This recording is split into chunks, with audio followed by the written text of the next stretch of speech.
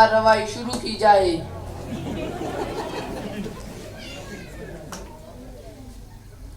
Your honour, इस मुल्जिम पर आरोप है कि ये दिन तो दिन ये रात भर मोबाइल में लगा रहता है, कभी गेम तो कभी कार्टून और कभी तो वीडियो गेम में देर रात मशगूल रहता है, जिसकी वजह से उसकी स्कूल से उसकी टीचर ने और मदरसे से उसके उस्ताद ने भी शिकायत की है कि न लेक्चर में ध्यान है और न ही मदरसे में सबक याद रहता है, बल्कि हर वक्त नींद में ऐसा मस्त रहता है जैसे वीकेंड के दिन का कोई बादशाह हो।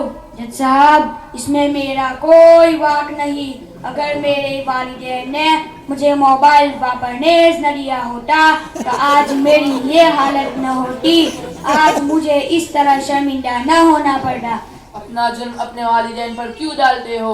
अल्लाह ने तुमको अकल दी है, समझ दी है। तुम इतना समझ नहीं सकते कि इस उम्र में ये मोबाइल तुम्हारे लिए बजाय फायदे के ज्यादा नुकसान देने वाला है। योर ऑनर, मैं अपने मुवक्किल की तरफ से कुछ कह सकता हूँ? जी हाँ, इजाजत है।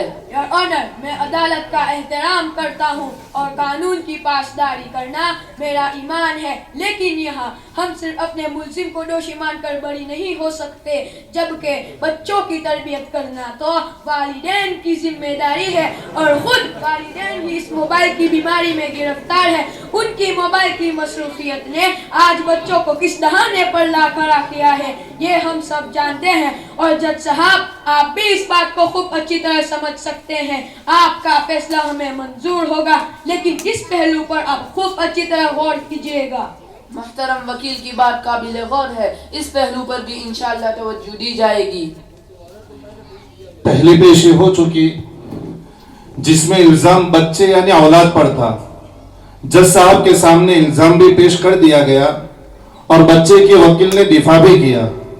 अब जज साहब इस मामले में गौर व फिक्र करके आखिर में फैसला सुनाएंगे। खैर, दूसरी पेशी का वक्त हो रहा है जिसमें इल्जाम एक शौहर पर है उसकी बीवी की तरफ से। कार्रवाई शुरू हो रही है।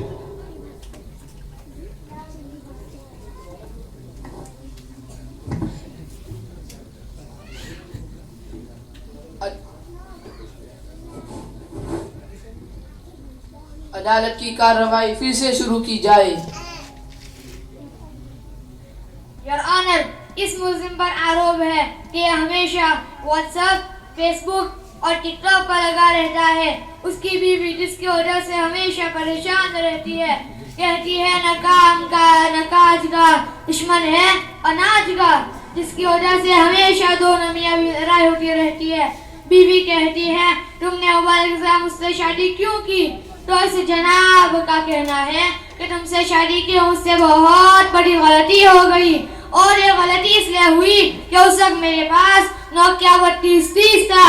अगर उस वक्त मेरे पास सैमसंग का स्मार्टफोन या आईफोन 11 प्रो मैक्स होता और अनलिमिटेड रिचार्ज और आज की तरह 5G वाईफाई होता तो तुमसे शादी करने की नौबत ही नहीं आती। मोहतरम जज साहब, इसका घरेलू संसार टूट फूट कर बिगड़ चुका है, लेकिन इसको कोई परवाह नहीं है। ये तो बहुत ही संगीन जुर्म है, क्या आपको इसके बारे में कुछ कहना है? जी हुजूर, मुझे अपना जुर्म कबूल है, इसीलिए तो अपना कोई भी वकील नहीं किया है। लेकिन मेरी अदालत से एक दरख्वास्त है कि जेल में भेजने से पहले थोड़ा टाइम दीजिए कि मेरे फोन की टूटी हुई डिस्प्ले ठीक कर लूँ, तो जेल में बैठकर व्हाट्सएप, फेसबुक के वीडियोस देख सकूं और टिकटॉक पर अच्छे वीडियोस बना सकूं। थोड़ा सब्र करो, इतनी भी क्या जल्दी है। हम तुम्हारे फोन की तो क्या, तुम्हारी भी डिस्प्ले बदल देंगे। दूसरी पेशी भी खत्म हुई, लेकिन सोचने की बात यह है कि इस मामले में शौहर कितने बड़े कसूरवार हैं कि यहाँ मुल्जिम ने अपना वकील करना भी गवारा न करके अपना जुर्म ही कबूल कर लिया। लिहाजा इस जलसे में मौजूद तमाम शौहर इस बारे में खुद ही फैसला कर लें। खैर, तीसरी पेशी का वक्त हो रहा है। जज साहब तशरीफ ला चुके हैं। मुल्जिम बाप को भी पेश कर दिया गया है। अदालत की कार्रवाई फिर से शुरू हो रही है। अदालत की कार्रवाई फिर से शुरू की जाए।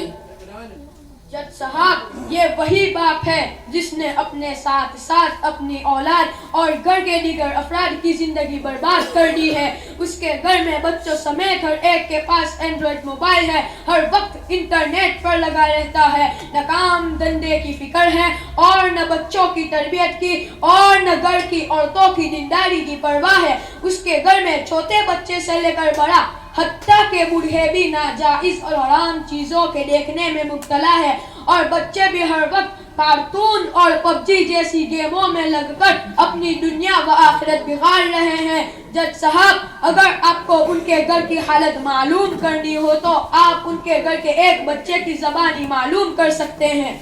जी हाँ, इजाजत है।